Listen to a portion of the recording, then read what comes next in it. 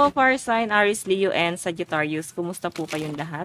Okay, so Fire Sign, maraming salamat po sa walang sawang pagsubaybay sa ating pong daily horoscope.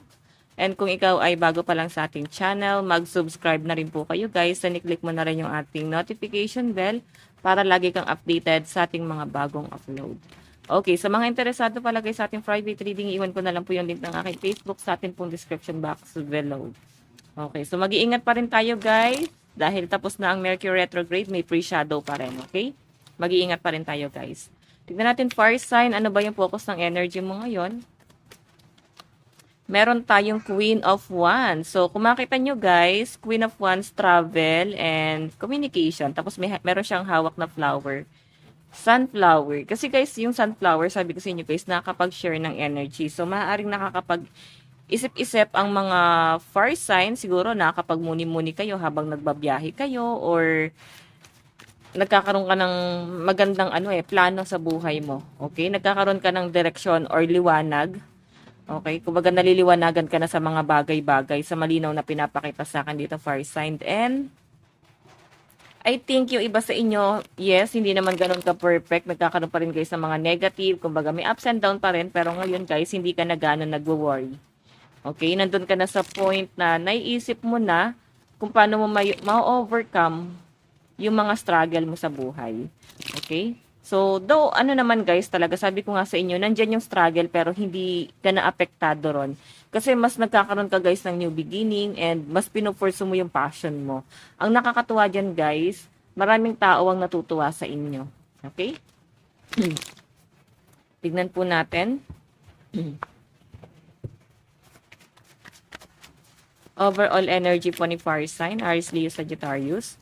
Guys, meron tayong third wheel. So, parang may nagbabiyahe yung iba sa inyo. Baka tatlo kayo magkakasama ngayon na magbabiyahe. Kasi ito guys, once travel pa rin to, no? Okay? Meron tayong eternal love.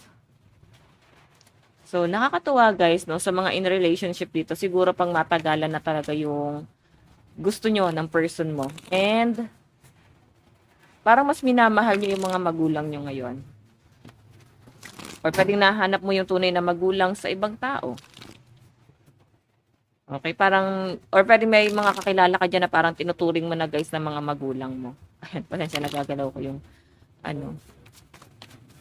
Okay, tignan pa natin. Meron tayong nightmare. So, ang nakikita ko lang sa mga fire sign, parang nahihirapan kayo sa pagtulog. Ayan, kalma lang daw guys. Nahirapan kayong matulog. Pwedeng may insomnia. Ayan. Or pwedeng nahihirapan kayong gumising sa umaga. Okay?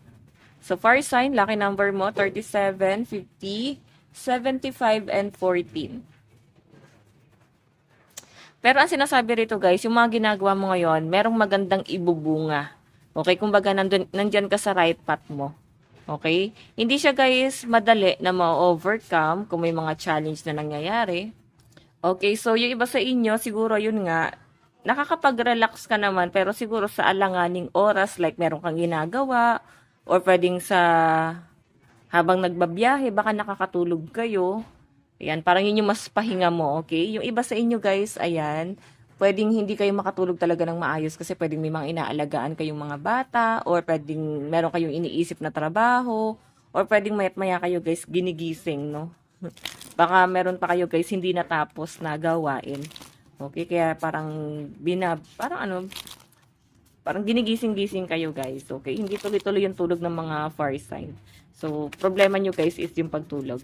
Tignan po natin.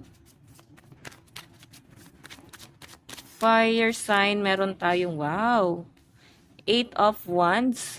Travel talaga to guys, ayun o.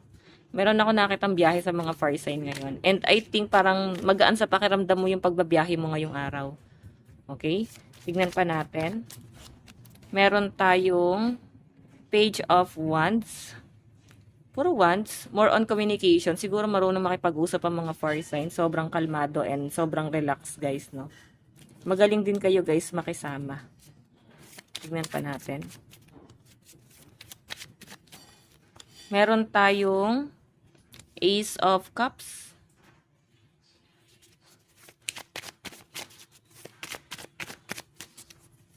Meron tayong King of Coins. Ayusin ko lang to guys.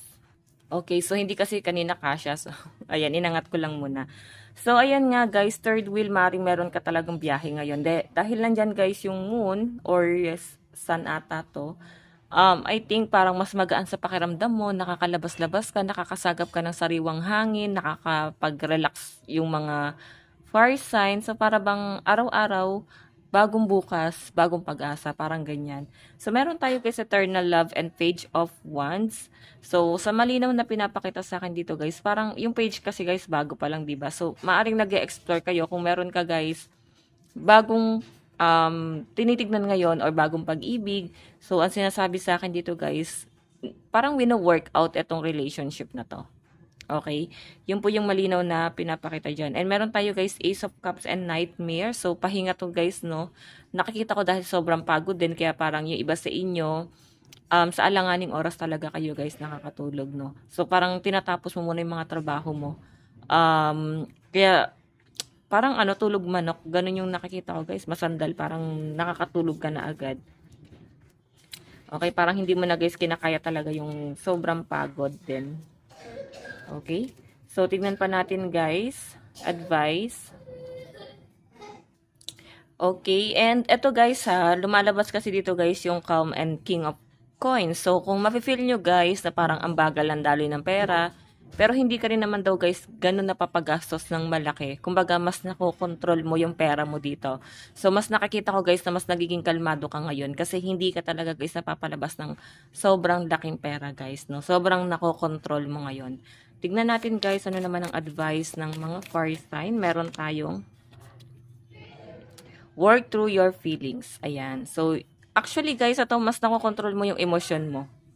Okay? And ituloy-tuloy mo lang yan, fire sign, yung pagiging kalmado mo. Okay? So, fire sign, na to lang po ang inyong reading. Bukas po ulit. God bless and love you all. Bye-bye po.